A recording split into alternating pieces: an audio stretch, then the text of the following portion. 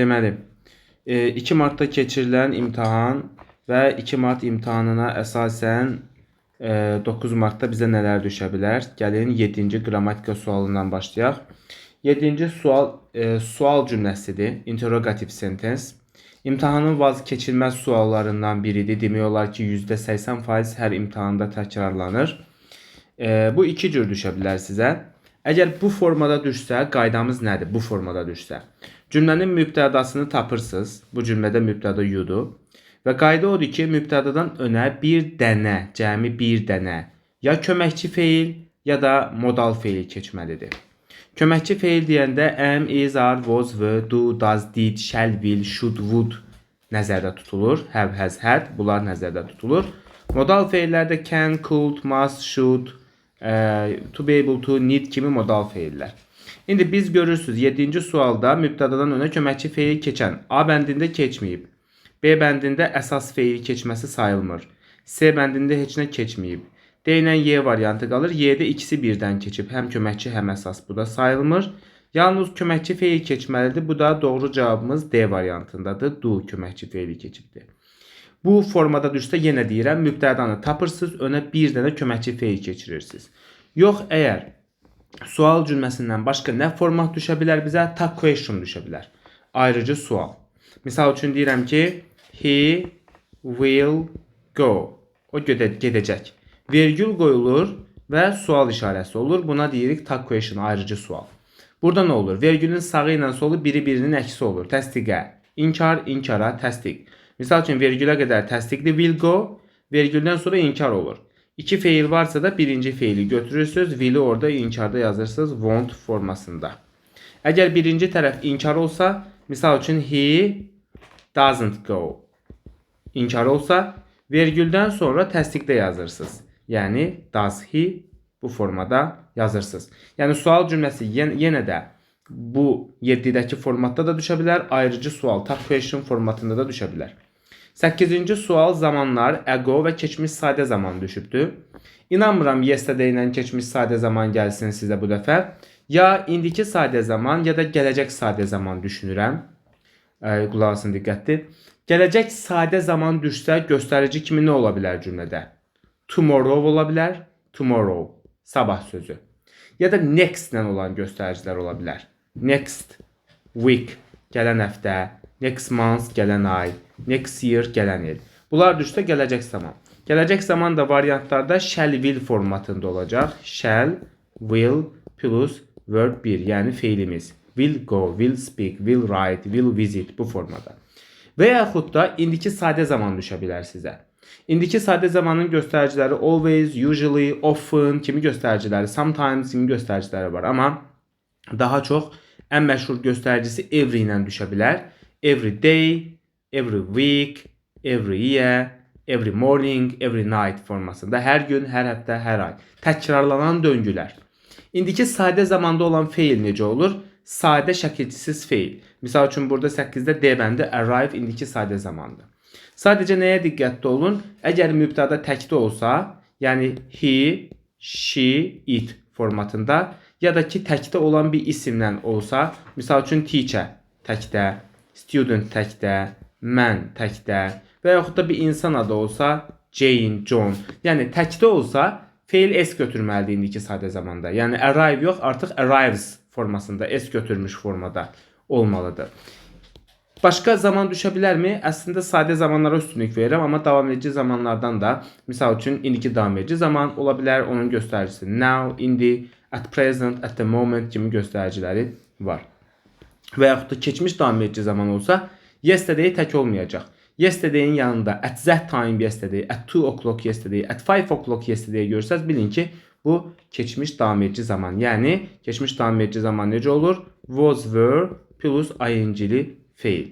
İndiki davam edici zamanı bayaq demədim. İndiki davam edici zamanda isə am, is, are plus ing-li feil formatı düşə bilər. Amma əsas üstünlük verdiyim gələcək sadədir. Tomorrow, next week ilə olanlar. Bir də indiki sadədir. Every day, every week, every year və yaxud da always, usually, sometimes formatları. 9-cu sual sinonim testidir. Sinonim bu şərtdən də düşə bilir bizə. Close meaning formasında da düşə bilir. Yaxın mənanı bildir. Sinonim yenə də düşə bilər. Və yaxud da bu dəfə sizdə antonim də düşə bilər. Əks məna. Antonim də yaza bilərlər, opposite meaning də yaza bilərlər. Opposite meaning, yəni əks məna antonim formatında.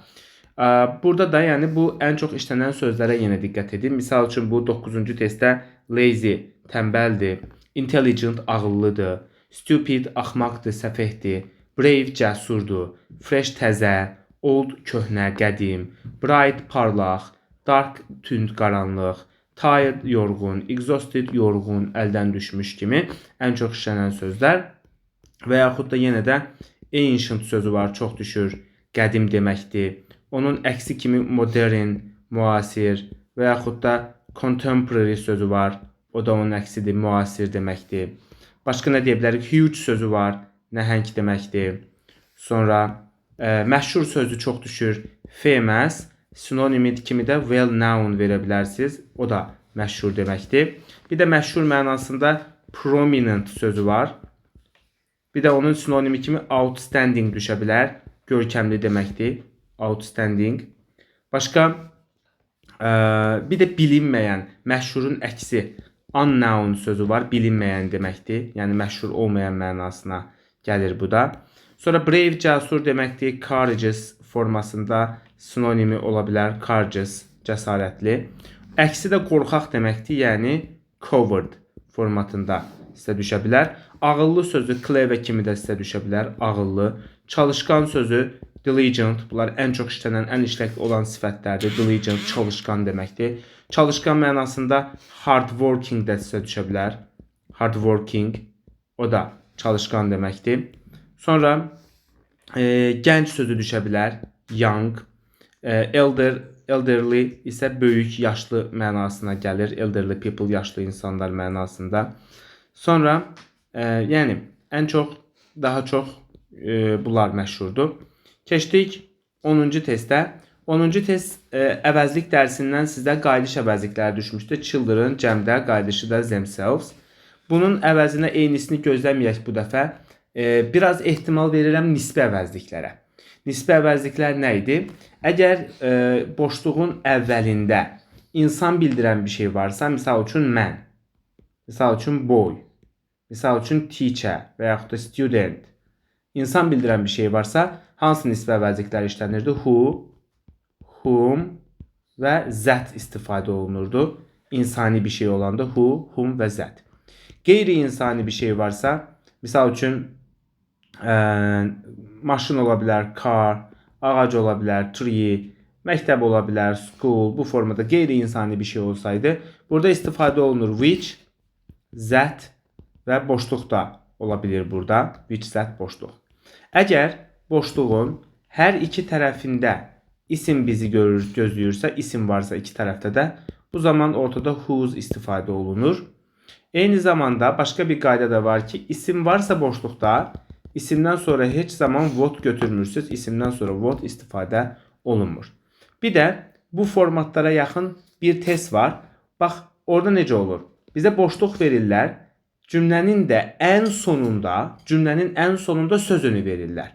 Misal üçün for, with, about və s. sözünü verirlər. Əgər cümlənin sonunda görsəz ki, sözünü var, iki şey işlənə bilər. Sözünü varsa cümlənin sonunda. Ya who işlənir, ya da what işlənir. Misal üçün cümlənin sonunda for var. Birləşir olur who for, kim üçün? What for, nə üçün? Burada bir önəmli detal yadda saxlayın. Cümlənin sonunda for varsa heç vaxt why olmaz. Why özü niyə, nə üçün deməkdir. Niyə üçün why for olmur? What for olur. Nə üçün? Oldu? Buna diqqət edirsiniz. Yəni cümlənin sonunda söz önü varsa ya who ya da what götürə bilərsiniz. Əvəzlik dərsindən başqa nə düşə bilər? Əvəzlikdə çox önəmli bir detal. Hansı əvəzlik necə isimdən işlənir? Misal üçün, işarə əvəzliklərində balaca zissət, 4 hərflilər işlənirdi tək isimlə. Buna diqqət edin. Onların böyük forması, yəni 5 hərfli forması z-ilə, those forması işlənirdi cəm isimlə. Buna diqqət edirsiniz. Balaca zissət, tək isim, böyük z-those, cəm isim. Bundan başqa, each, bu önəmli bir yerdir. Bu dəfə düşməyib, düşə bilər. Each, every, either, neither, another. Bu 5 dənə işlənir sayılan tək isimlə. Another book, each student, every person tək isimlə işlənir. Each, every, either, neither, another. Amma both həmişə işlənir cəm isimlə. Hər ikisi deməkdir. Cəm isimlə işlənir. Sonra azənin formaları. Azə özü cəm isimlə işlənir. Bura ən artiklı qoşanda, yəni ən azə olanda, ən artiklı olanda sayılan tək isimlə işlənir. Əgər görsəz azə s götürübdür, ondan sonra isim gəlməz ümumiyyətlə.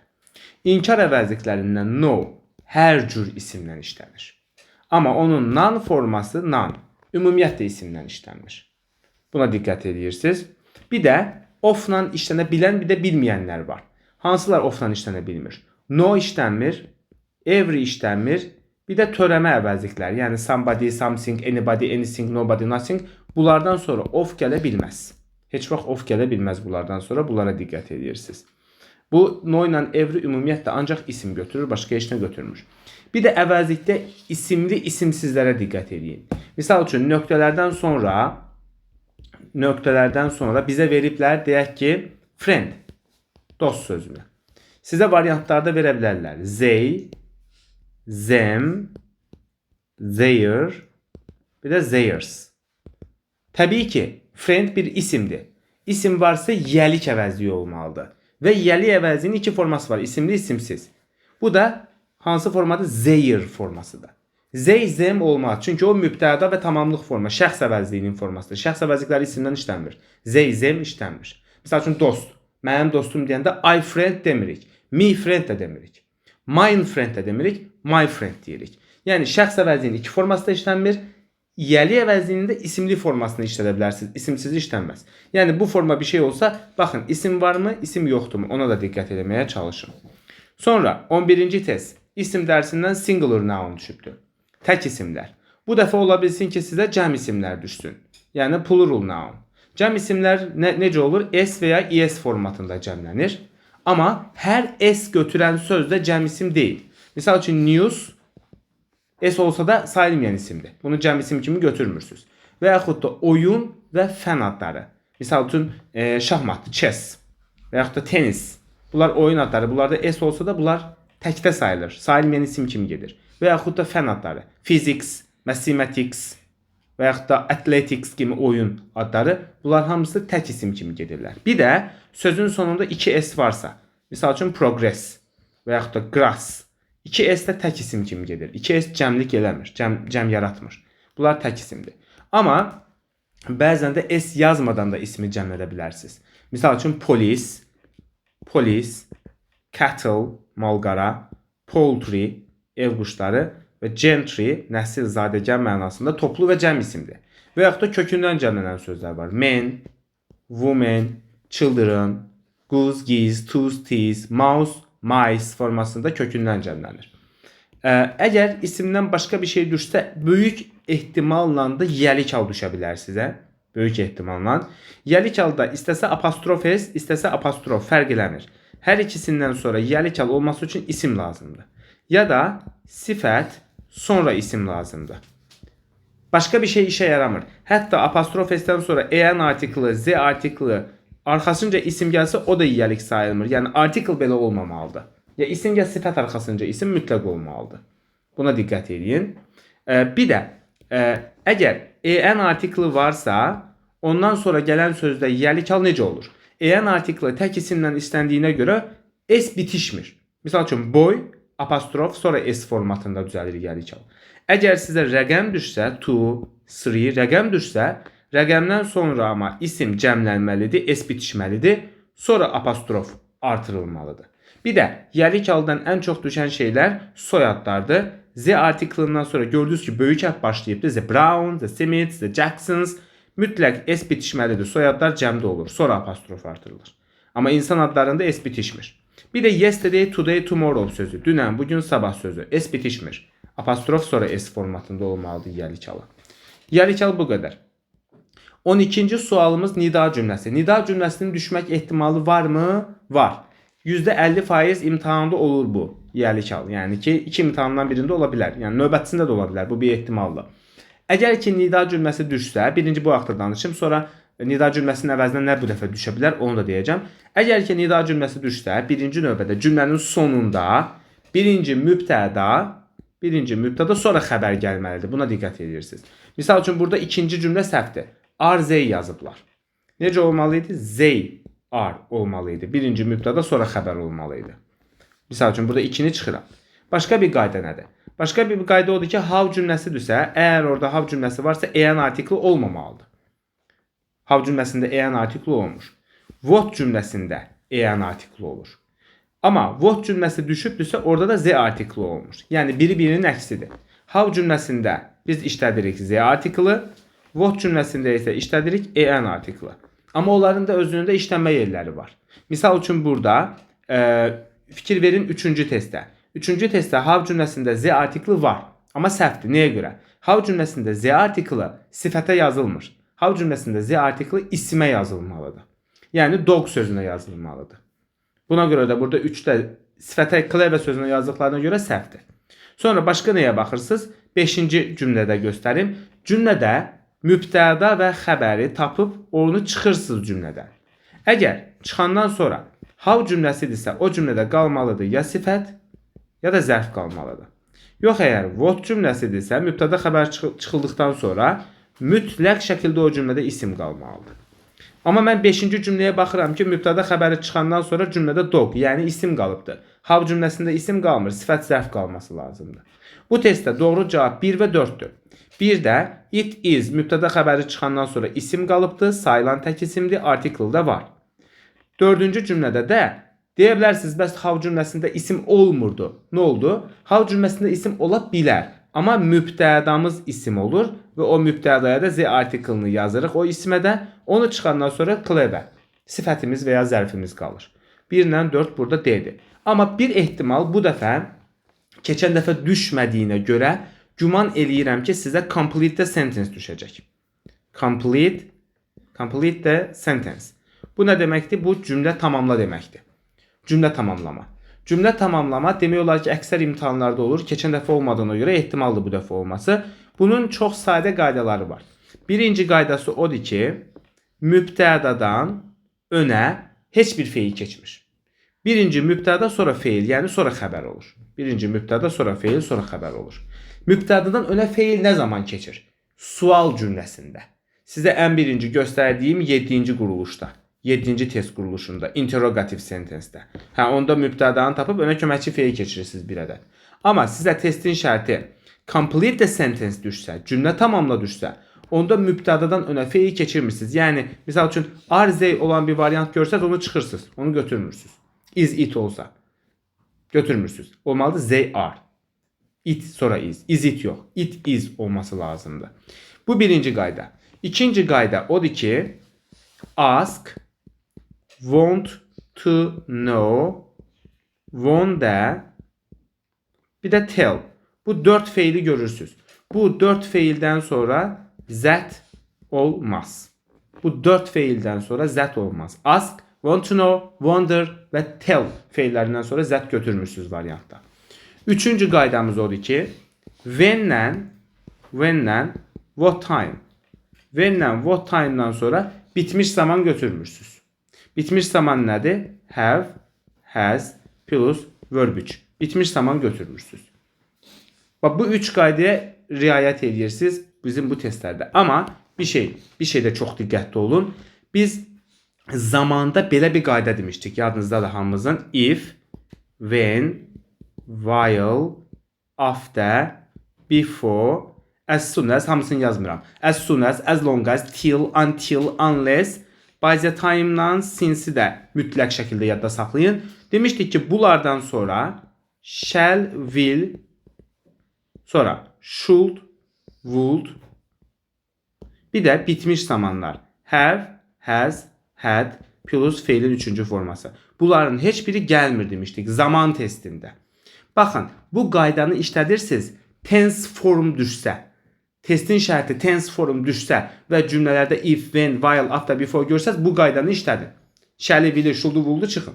Amma cümlə tamamlama testi düşsə, complete the sentence, onda if-dən sonra, when-dən sonra siz shall will yaza bilirsiniz. Heç bir problem yoxdur. Shall will yaza bilirsiniz. Bircə dəqiqə. Yaza bilirsiniz. If ilə when-dən sonra shall will yaza bilirsiniz. Cümlə tamamlama testi düşsə. Amma zaman testi düşsə, tense form testi düşsə, zaman. Onda if-də, when-də, while-də, after-də, before-də bunlardan sonra shall, will, should, would bitmişləri çıxırsız gedir. Oldu?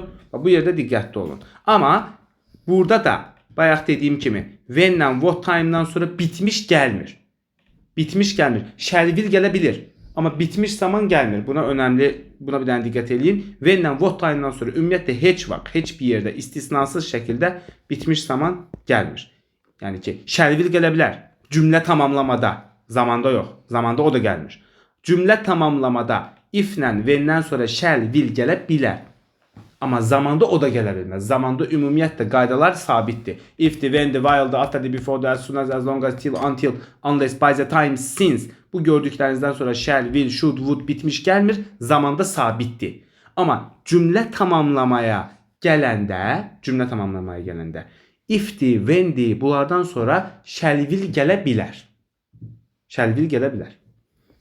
Sonra 13-cü testimiz hər imtahanın vazgeçilməzi make-up sentence %100'dür, garantiyadır. Yəni heç olar mı, olmaz mı deyə düşünmürük bunu. Mütləq şəkildə olacaq bu. Burada cümlə strukturuna diqqət edirsiniz. Birinci cümlədə mübtədanı tapırsınız, sonra da xəbəri tapırsınız. Yəni birinci nəqli cümlə kimi yoxlayın.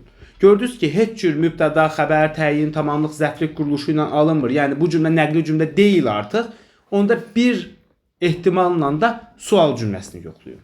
Sual cümləsi olmaqdan da necə şübhələnə bilərsiniz? Əgər sizdə do, does, did olsa və yaxud da köməkçi feillər olsa, yəni have, has, shall, will, should, would, modallar filan olsa, bir ehtimalda mübtədadan önə köməkçi feili keçirib yoxlayın ki, bu bəlkə sual cümləsidir.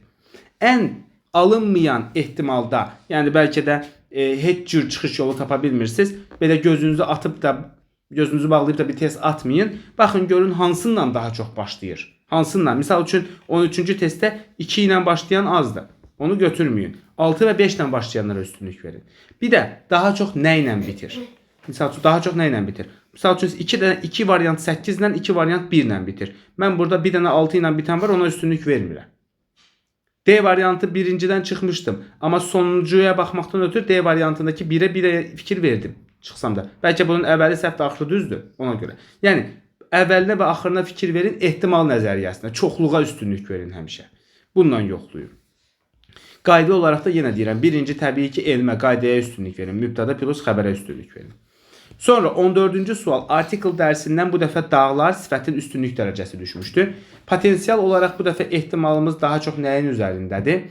İlk öncə ölkələr. Ölkələrin article-la işlənmədiyini bilirik. Yəni ki, tək ölkə yox. Qitələr də işlənmir. Misal üçün Asiya. Ölkələr də işlənmir. Misal üçün England. Paytaxtlar da işlənmir. Şəhərlər də işlənmir. Misal üçün London.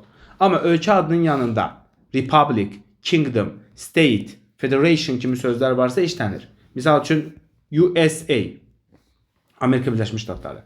UK, United Kingdom. Bunlarda Z artikli istifadə edirik bu ölkələrdə.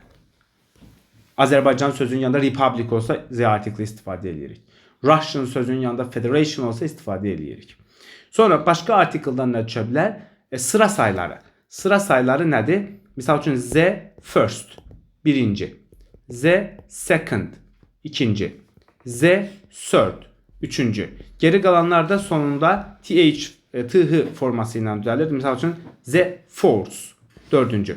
Bu forma düzəldirik sıra saylarımızı. Başqa nə düşə bilər bizə zamanla? Dənizlər, çaylar, okeanlar, su hövzələri işlənir. Sadəcə bir dənə göllərdə lake varsa işlənmir. Lake yoxdursa yenə də Z artikli yaza bilirsiniz. Orada da problem yoxdur. Sonra şimal, cənub, şərq, qərb sözləri işlənir Z artikli ilə. The south, the north, the west, the east formasında işlənir. Amma şimal, cənub, şərq, qərbdən sonra birbaşa ölkə adı gəlsə işlənmir. Of-dan gəlsə yenə işlədə bilərsiniz. Amma birbaşa ölkə adı gəlsə, məsəl üçün North England işlədə bilməzsiniz. North of olsa yenə də olar article. The North of England olar. Çünki of ayırır orada, ölkədən ayırır. Başqa deməli soyadlarda Z artikli olur. The Brown, the Smiths formasında soyadlarda. Bir də play sözü. Əgər play sözündən sonra oyun adı gəlirsə işlənmir. Məsəl üçün play football. işləmir. Amma musiqi aləti gəlsə, misal üçün plays the guitar, musiqi aləti gəlsə işlədə bilirsiniz article. Sonra davam edirəm mürəkkəb tamamlıq. Mürəkkəb tamamlıqda ask, yəni 3-cü qrup feili verilmişdi bizə. İkinci qrupun artıq çıxarıldığı deyildiyinə görə bu dəfə mən birinci qrupu böyük ehtimal verirəm. Yəni böyük ehtimalla sizə let və make feilləri düşə bilər. Let və make feillərindən sonra ortada hər hansı bir tamamlıq olmalıdır. Misal üçün him. He yox, he olmaz. Him. Və yaxud da them. They olmaz. Them. Çünki tamamlıq format, obyekt formu olmalıdır ortada. Əsas bunlardan sonra gələn feilə diqqət edirsiniz. Let və make-dən sonra gələn feil olmalıdır tulsuz məstər. Yəni verb 1 format. Şəkilçisiz format. Speak. Write. To speak olmaz. Speaks olmaz. S şəkilçisi olmaz. Heç cür. Və yaxud da verb 2 formatı keçmiş zaman olmaz. Spoke olmaz. Wrote olmaz. Ed olmaz. ing olmaz. Yəni verb 1. Misal üçün C bəndindəki bring formatında olmalıdır. Sonra 16-cı test qısa cavablar testidir. Bu dəfə bizə bir təsdiq cümlə verilmişdi və təsdiqə so, also, to ilə cavab veririk. Bu dəfə sizə inkar cümlə gözləyə bilərik. İnkar cümlə dediyimizdə nə olmalıdır? Cümlədə don't, doesn't, didn't kimi inkarlar olmalıdır. Yəni hər hansı bir modal feillər də mustn't da ola bilər, couldn't da ola bilər. Və yaxud da inkar əvəzliklər ola bilər. No, none, neither, never formatlar ola bilər. Hardly kimi inkar sözlər ola bilər. Əgər inkar bir cümlə versələr sizə, ona geri cavabı necə qaytarırıq? İnkar versələr ya neither ilə cavab qaytaracaqsınız, ya da ki either ilə cavab qaytaracaqsınız. Either. Neither özü inkar olduğuna görə onun olduğu cümlədə ikinci bir inkar götürmürsünüz. Amma either olan cümlədə mütləq şəkildə başqa bir inkar olmalıdır. Çünki özü inkar deyil. Bir də ki neither başda gəlir, either cümlənin sonunda, axırında gəlir. Buna diqqət edirsiniz. 17-ci test bağlayıcı testidir və sizə because düşmüşdü, səbəb bağlayıcısı. Bu dəfə bir ziddiyyət bağlayıcısı hardasa gözləyə bilərik. Yəni ki, ziddiyyət deyəndə burada but, though, although, in spite of, despite kimi şeylər nəzərdə tutulur. Mənada ziddilik, əkslik olmalıdır. Misal üçün, mən çox çalışmışdım. Misal üçün, try. Amma kəsildim, amma uğursuz oldum. Fail. Uğursuz oldum. Gördünüz ki, belə bir ziddiyyət var. But, though, although, in spite of, despite'dan birini qoya bilərsiniz. Amma bir şeyə çox diqqət edin. Though, although, eyni şeydir. Əgər ikisini də sizə variantda veriblərsə, deməli götürməyin. İkisi də səhvdir. Çünki əgər onların biri düzgün cavab olursa, ikincisi də düzgün cavab olmalıdır. İki düzgün cavab ola bilmədiyinə görə bir testdə deməli ikisi də səhvdir. Və yaxud da because-la as. İkisi də eyni şeydir. Because və as eyni şeylərdir. Onların ikisi də variantda varsa götürmürsünüz. Çünki ikisi də səhvdir artıq. Bir də sizə ziddiyyətdən başqa so da düşə bilər. So nəticə bildirir. Misal üçün bütün dərslərimi yazıb bitirmişdim, vergül. Anam oynamağıma icazə verdi. Yəni nəticədir. Bütün dərslərimi bitirmişdim, bu səbəb hissəm. Bu əvvəldə qaldı. Boşluqdan sonraya fikir verin. Boşluqdan sonra nəticə var. Buna görə də anam icazə verdi. Buna görə də beləliklə nəticədə so bu formada tərcümə olunur, nəticə bağlayıcısıdır. Sonra 18-ci testdə mübtəda və xəbər uzlaşması. Mübtəda xəbər uzlaşmasından sizə furniture sözünü veriblər, mebel sözünü veriblər və sayılmayan isim kimi xəbəri təkdə götürür. Heç nə bilməsəz belə bu testi məntiqlə yaza bilərsiniz. Fikir verin, bütün variantlarda are, were, cəm xəbərdir. Bir dənə s götürən var. Is. Bu dəfə tərsinə ola bilər. Misal üçün sizə bu dəfə cəm isim verə bilər. Burada. Cəm isim, misal üçün shops, mağazalar və yaxud da students, şagirdlər bu formada. Siz artıq burada xəbəri cəm götürəcəksiniz və görəcəksiniz ki, əksər variantlarda is, was, has, does tək feil verilibdir. Bir dənə cəm harda varsa onu götürərsiniz. Bir də diqqətli olun, will əslində həm tək sayılır, həm də cəm. Amma will təkdirsə, tək başına heç bir işə yaramır. Willdən sonra mütləq cümlədə əlavə bir feilin olması lazımdır. Ən azından will be, will do, will write, will go bir feil olmalıdır. Bu dəfə sizə cəm isim gözləyirəm mübtəda xəbər uzlaşmasında. Amma bu of-la da ola bilər. Of-un sol tərəfinə diqqət edəcəksiniz. Misal üçün, 2 slices of butter. Belə bir test düşsə, of-un sol tərəfində slices sözünə baxırsınız, görürsünüz cəmdədir. Misal üçün deyirəm, amma diqqət edin nə düşübdür. Cəmdədir, xəbəri də cəmdə götürəcəksiniz bu vəziyyətdə. Sonra 19-cu test modal feillərdəndir və burada biraz tərcümə önəmlidir, rol oynayıbdır. Uşaqlar erkən qalxmaq, ikinci cümlədə deyir ki, no lesson today. Bugün heç bir dərs yoxdur. Sizə əgər imtahanda nöqtədən sonra başqa ikinci bir cümlə verirlərsə, bunu boş yerə vermirlər. Boş yerə heç nə verilmir imtahanda. Bu sizə məntiq üçündür ki, buranı tərcümə edib, bura üçün cavab çıxardın şagirdlər. Yəni, Heç bir dərsi yoxdur bu gün nə deməkdir? Yəni erkən qalxmağa ehtiyac yoxdur. İnkarlığı bildirir burada. Don't have to, shouldn't. Başqa bir siz modal feil düşsəndə də diqqətli olmalısınız. To be able to ifadəsində diqqətli olun. Ümumiyyətlə hansı modal feillərdə to olurdu, orada diqqətli olun. Ought düşürsə mütləq to olmalıdır. Able, to be able to ifadəsi düşürsə mütləq to olmalıdır. Have to, has to ifadəsi düşürsə mütləq şəkildə to olmalıdır. Have to, has to, had to. Bir də inkarlarda diqqətli olun. Bütün modal feillər özü not, özü inkar düzəldə bilir. Sadəcə have to modal feili istisnada. Haven't to, hasn't to formasında istifadə oluna bilmir. Bu modal feilin inkarını to do ilə düzəldirik. Yəni don't have to, doesn't have to, didn't have to formatında düzəldirik. Başqa modal feillərdən bir də gələcək zaman will be able to da diqqətli olun. Çünki will able to götürsəz səhv çıxar. Will be able to, burada be olması lazımdır. Will be able to. İnkarda da won't be able to, be olması lazımdır. Və geri qalan da modal feil də tərcümədir. Bu dəfə bir inkar cümlə vermişdilər, sizə bir təsdiq cümlə verə bilərlər. Misal üçün ətraf mühiti qorumalıyıq, yaşlılara yol verməliyik, hörmət etməliyik, dərslərimizi oxumalıyıq, sağlamlığımıza diqqət etməliyik kimi təsdiq cümlələrdə inkar götürməməyə çalışın. 20-ci test söz önü dərsindən və məşhur good at ifadəsini vermişdilər. Yenə də məşhur söz önü ifadələrində diqqətli olaq. Misal üçün məşhur ifadələrdən interested, in, listen, to, afraid, of və yaxud da depend, on, proud, of, suffer, from kimi məşhur ifadələrdə diqqətli olun. Bir də ümumiyyətlə söz önünün çox məşhur bilinən qaydaları var. Misal üçün saatlar düşsə saatlarla at istifadə olunur. Və yaxud da gün sözü day düşsə orada on istifadə olunur. Day sözü müxtəlif şəkillərdə qabağınıza gələ bilər. Həftənin günləri ilə gələ bilər. Monday, Sunday, Tuesday, Wednesday, day formatında gələ bilər qabağınıza. Və yaxud da ki ayın yanında, misal üçün mart ayı normaldan aylar inlə işlənir. In, bütün aylar. Amma ayın yanında bir rəqəm formatında qabağınıza gələr. Ayın 15-i, 13-ü. O da rəqəm olsa da günü bildirir. Orada da 10 yazacaqsınız rəqəm olsa. Başqa, yemək adları ətlə, yemək zamanları, at breakfast, at lunch, at dinner formatında. Günün böyük zamanlarında in istifadə olunur. In the morning və z artikli olmalıdır. In the morning, in the afternoon, in the evening formatında. Sonra, by, nəqliyyatlar. Əgər by nəqliyyatlarla işlənsə birbaşa olmalıdır. By car. Əgər in nəqliyyatlarla işlənsə, ortada bir artikel təyinləyici olmalıdır. Inlə on işlənsə. Misal üçün, in a car, in the car, in my car formatında. On da bu formatda istifadə olunur. Amma on böyük içinə mindiyimiz, ayağa dura bildiyimiz avtobus, nə bilim, qatar kimi nəqliyyatlardan istifadə olunur.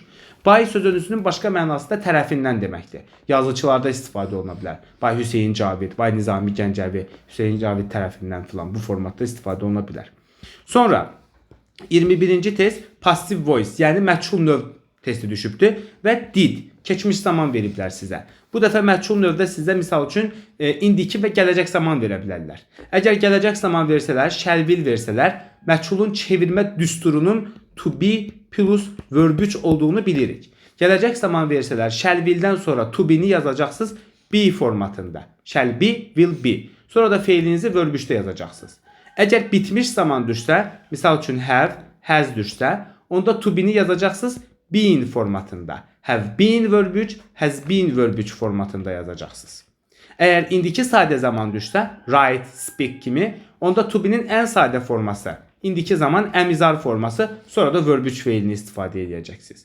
Bura diqqətli olun. Sonra 22-ci test sifətin müqayisə dərəcəsi düşübdür bizə, yəni zənlə. Bu dəfə sifətin adi və ya üstünlük dərəcəsi bizə düşə bilər. Əgər adi dərəcə düşsə, ən məşhur göstərici kimi as, as və yaxud da so, as-i gözləyə bilərik. Əgər üstünlük dərəcə bizə düşəsi olsa, ən məşhur göstərici kimi in və yaxud da of all of, one of kimi versiyaları gözləyə bilərik üstünlük dərəcədə. Adi dərəcə düşsə, sifətin ən adi versiyası interesting, big, nice, şəkilçisiz versiyasını götürürük. Üstünlük dərəcə düşsə, tək hecalılarda est, misal üçün biggest. Çox hecalılarda isə most, yəni most beautiful, most interesting formatını gözləyirik və sifətin üstünlüyü düşsə, mütləq şəkildə z artikli olmalıdır. Yox, əgər zərfin üstünlüyü, yəni sözün sonunda l-yı, ly şəkilçisini görsəz, onda z artiklini götürmürsünüz. Zərfdə z artikli istifadə olunmayacaq. Sonra, əgər mətni işləyəcəksinizsə, ilk növbədə mətni mütləq şəkildə oxumağınız lazımdır. Belə bir yanlış fikir var ki, güya birbaşa suallara getirib vaxt qazanılacaq. Əksinə vaxt 2 qat çıxır. Çünki hər dəfə suala baxıb mətnə qayıtmalı olacaqsınız ki, bu yer hardaydı. Bunu eləməyin. Mütləq şəkildə mətni ən azından bir dəfə səbirli bir şəkildə oxuyun ki, beyninizə yazılsın ki, hə, hansı şey hardaydı. Yəni ki, sualdan ora dəqiq gedə biləsiniz. Mətnin nə haqqında olması 25-ci sual, yəni bu mətn nə haqqındadır sualı əsasən birinci və axırıncı suallara baxanda tapılır. Mətnin birinci sualını oxuyursunuz, birinci cümləsini, üzr istəyirəm, cümləsini oxuyursunuz. Bir də mətnin ən axırıncı cümləsini oxuyursunuz. Birinci və axırıncı cümlə biri-birinə əlaqə ötürür və mətnin nə haqqında olmasını sizə ötürür. Bütün mətni oxusaz bəzən şagirdlər çaşırlar. Nəyə görə çaşırlar? Burada mətn nə haqqındadır sualında A, B, C, D, Y bütün variantlar əslində mətnlə əlaqəlidir. Yəni hər şey onsuz mətndə olan şeylərdir. Çaşırsınız. Birinci və axırıncı sual tam olaraq ötürəcək nə haqqında olacaq. Sonra 23-cü sual. Suala düzgün cavab ver. Misal üçün Qütüb festivalı nədir? Yəni artıq mətni oxumusunuzsa, sualın hardan olduğunu, Qütüb festivalı, mətnin harda olduğunu dəqiq bilirsiniz və artıq bütün mətni oxumaya ehtiyac yoxdur. Qütüb festivalının olduğu yeri oxuyun və düzgün cavabı oradan tapın. Bir də 23 kimi sual, 23 və 24 kimi suallarda bu xüsusilə də heç nə bilməyib atmağa çalışası bir insana aid bir şeydir. Əslində normal qəbul eləmirəm. Belə bir ümumi bir inanc var ki, hansı variant daha uzun gedirsə, yəni bunu necə tapa bilərsiniz? Təbii ki, orada yəni ki eyni formatlar ola bilər. İndi ən azından hansında daha çox, hansı variantda daha çox söz varsa, yəni belə deyək, daha dəqiq olsun. Uzun variantın daha doğru çıxmaq ehtimalı %51%-in 49-u olsa da belə bir ehtimal yəni ki var. Ən azından yəni çıxış yolu kimi buna fikir verə bilərsiniz. Amma misal üçün sizə bir sual veriblərsə, Qütüb festivalı nədir, filan şey nədir? Onda mətndə həmin yerdən harda söhbət gedirsə, ora gedin. Və orada sizə lazım olan formada variantda tapılmalıdır. Misal üçün orada deyə bilər ki, more than 100. More than 100. Yəni 100-dən daha çox. Siz variantda, sualda görərsiniz ki, bütün cümlə kopya eynidir. Amma orada yazar less than 100. Bu nə deməkdir? More than 100 100-dən çox deməkdir. Less than 100 little less. 100-dən daha az deməkdir. Yəni more less bu şeylərdə diqqətli olun. Yəni azmı, çoxmu? Misal üçün mətndə verər hər hansı bir cümlənin içində many və yaxud da a lot of, düşərsiniz sualda bütün cümlə eynidir, amma görərsiniz orada verilibdir few. Many, a lot of çox deməkdir, few az deməkdir. Bu üst-üstə gəlmir. Və yaxud da mətndə much olar, variantda little olar. Bu uyğun gəlmir. Bu kəmiyyət sözlərinə, rəqəmlərə xüsusi diqqət edirsiniz. Bir də ki, əgər testin variantının içində only sözü varsa, oradan qaçırsınız. Əgər sizdə düzgün bir cavab lazımdırsa, only-dən qaçırsınız. Çünki only ancaq, yalnız, təkcə bu %90% ehtimalda səhv çıxan bir şeydir. Çünki həmişə bir istisna olur. Yalnız belədir deyə bir şey olmur yəni ki. Əgər sizə səhv cavab lazımdırsa, wrong, false lazımdırsa testin şərtində, onda gedin only-ni götürün, bir problem yoxdur. Amma düz cavablara çalışın, only-ni qatmamağa çalışın. Bir də ki, məsələlərə təsdiq və inkarlarda diqqətli olun. Misal üçün mətndə ola bilər ki, was built, tikildi. Amma sualda ola bilər ki, wasn't built, tikilmədi. Və yaxud da cümlədə was built da ola bilər, başqa bir yerdə no, bir inkar ola bilər. Yəni, təsdiq inkar məsələsinə, bir də rəqəm, kəmiyyət məsələsinə diqqət edirsiniz imtahanda. Sonra 26-cı sualda cümləni tamamla, complete the sentence. Qütüb minar yazıbdır, nöqtə-nöqtə qoyub cümləni tamamla deyir. Deməli, Qütüb minarın olduğu yerə getməliyəm mətndə və oradakı mənanı tam olaraq aşağı ötürməyə çalışmalıyam. Sonra 27 və 28-ci sual, yəni sinonim, paragrafdan sinonim tapma, definitiona qarşılıq tapma suallarında 27-ci sualda dırnaq içərisində bir dənə söz veribdir, immense. Bu sual əksər hallarda bizdən sifət tələb edir. Yəni, paragraf 3 verilibdir. Tam olaraq bilməsəz də, paragraf 3-də çalışın sifətlərdən bir cavab seçin bura. Amma 28-ci nöqtələrin içərisindəki böyük cümlə, yəni definition testində paragraf 1-dən qarşılıq istəyir. Definition testində əksər hallarda fail istəyir bizdən. Faildə cümlənin xəbəridir. Yəni mübtədadan sonra gələn şeyi seçməyə çalışın. Faili seçməyə çalışın. Bir də deyirəm, 27-ci sualda sinonim testində böyük ehtimalda sizdən sifət istəyə bilər. Böyük ehtimalda ola bilsin, yəni başqa nitq hissəsi ola bilər. Daha çox sifət görürük. Amma 28-ci nöqtələrin arasında uzun cümlə definition testində böyük ehtimalda sizdən fail istəyəcək.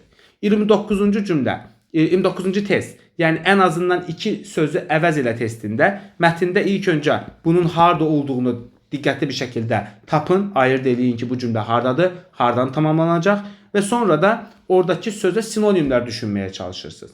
Əgər sinonimlər tapmasanız, misal üçün mətndə verilibdir ki, deyək ki, yaxşı sözü, misal üçün good sözü, o sözə sinonim tapmağa çalışırsınız. Onu Azərbaycan dilində düşünün yaxşı. Birinci Azərbaycan dilində düşünün ki, yaxşı sözünə başqa Azərbaycan dilində nə sinonim var? Məsəl üçün yaxşı sözünü əla, gözəl, mükəmməl formalarında tapa bilərik sinonim. Siz indi əla, gözəl sözlərinə ingilis dilində qarşılıq tapın. Yəni birdən-birə quda tapa bilmirsinizsə, əla, gözəl sözlərinə. Məsəl üçün əla, gözəl mənasında beautiful, nice, excellent kimi sifətlər tapa bilərsiniz deməli quda qarşılığı olaraq. Bundan istifadə edin. 30-cu, sonuncu testimizdə inşa yazmaq testidir. İnşa yazmaq testində bir sual belə bir qarantiyadır. Onların bizə verdiyini geri olaraq qaytarırıq birinci cümlədə. Misal üçün bizə nə deyir? What can we learn from historical monuments? Tarixi abidələrdən biz nə öyrənə bilərik? Bunu özlərinə geri qaytarırıq. Misal üçün belə bir cümlə yazırıq. We can learn a lot of interesting information from historical monuments. Necə oldu? Özlərinə geri qaytardım. Misal üçün, elə özlərinin cümləsidir. Sadəcə a lot of interesting information artırdım. Biraz da böyütmək üçün a lot of important interesting information da artıra bilərdim. Yəni, biz çoxlu maraqlı məlumatlar öyrənə bilərik tarixi abidələrdən. Elə öz cümləsidir. Sadəcə öndəki what-dur, when-dir, why-dir, sual cümlələrini atıram. Çünki mən sual vermirəm artıq. Və bir də onlar sual cümləsi can we learn vermişdilər. Mən onu təsdiqdə yazıram. Çünki mən sual vermirəm. Mən yazıram ki we can learn formatında. Bir də burada uzatmaq üçün can-i hətta to be able to ilə də əvəz edə bilərəm. Yəni we are able to formasında ki daha biraz can-in sinonimidir, böyük olsun deyə. Və yaxud da maçı a lot of-la əvəz edirəm, daha geniş dursun deyə bu formatda. İkinci cümləniz burada because cümləsi ola bilər. Yəni səbəb. Burada artıq bir neçə səbəb verə bilərsiniz çünki ilə. Misal üçün, çünki tarixi abidələr bizə insanların, qədim insanların adət-ənənələri, həyatları haqqında çoxlu məlumatlar verir. Because historical monuments can give us a lot of important information about the, nə bilim, culture, tradition, life of ancient people. Belə bir because cümləsi verə bilərsiniz. Son cümlədə də so, yəni nəticə cümləsində də yenə də onların verdiyi cümləni təkrarlaya bilərsiniz. Nəticədə historical monuments are very important. Nəticədə tarixi abidələr çox vacibdir. For people, insanlar üçün. Və yaxud da onların verdiyi cümlədən də sinonimlər seçə bilərik. Misal üçün, hər hansı bir historical, tarixi abidə sözündə historicalı ancientdan, qədim abidələr olaraq da əvəz edə bilərsiniz. Onların verdiyinə də sinonimlərdən geri qarşılıq verə bilərsiniz. Əgər heç də tapmasanız, mətndən istifadə etmək istəsəz, çalışın olduğu kimi kopyalamayın, buna bal verməzlər. Mətndəki cümləni götürün, amma biraz sinonim tapmağa çalışın o cümlənin içərisində ki, sizə bal verilə bilsin. Ən sonuncu, dinləmə hissəsində dinləmənin nə haqqında olması yenə mətin kimi. Dinləmənin ən birinci və ən sonuncu cümlələrinə diqqət edin. O sizə tam olaraq dinləmənin nə haqqında, necə olmasını daha geniş məlumat ötürər. Dinləmənin açıq suallarını ən çox bura diqqət edin. Çünki sizin sonradan variant seçiminiz yoxdur. O birisilərdə birinci, ikinci, üçüncü suallarda var. Açıq suallarda yoxdur. Dinləmə başlamamışdan qabaq 3 dəfə, 4 dəfə açıq sualı beyninizdə oxuyun. Altından xətt çəkin, tərcümə edin. Mütləq şəkildə bacardığınız kimi tərcümə edin. Tərcüməsini də yaza bilərsiniz. Dinləmə gedəndə isə qayda nədir? Dinləmə vaxtı qayda odur ki, qulaqlarınız tam olaraq dinləmədə, dünyadan qopursunuz. Ancaq siz varsınız, bir də danışan şəxs var. Qulağınız onun dediyi hər şeyi bir daha təkrarlaya, onun arxasınca gedir. O gedir, siz də onu izləyirsiniz sanki.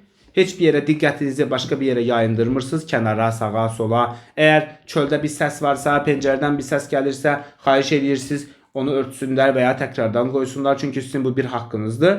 Və sonra da dinləmə bitəndən sonra tezdən bircə dəfə yenə də hər tərəfə diqqət edirsiniz. İkinci dəfədə yenə də diqqətli bir şəkildə izləyirsiniz. Məsəl üçün sizə attention sözünə sifət lazımdır. Özünüz üçün çoxlu attention sözünü deyin ki, orada attention sözü deyiləndə sizə tanış gəlsin, sağında solunda sifəti eşidə bilin. Yəni belə də nə olar yazaram yox, əvvəlcədən tanış olmağa çalışın, dinləməklə diqqətli bir surətdə. Burada da misal üçün 5-ci sualda cümləni tamamlama sualı. Despite the poverty, Anna. Artıq bu sözü çoxlu desəz, dinləmədə despite the poverty deyən kimi artıq sizin beyniniz bir növ sizə siqnal göndərəcək ki, hazır ol. Amma öncədən bunu 3-4 dəfə deməyiniz lazımdır ki, artıq bu sizin beyninizdə tanış olsun ki, hə, bax, bu şeyi axtaracaqsan, bu adam sizə axtaracaq, bu məlumatı axtaracaqsan bu formada. Bu qədər, hər birinizə uğurlar.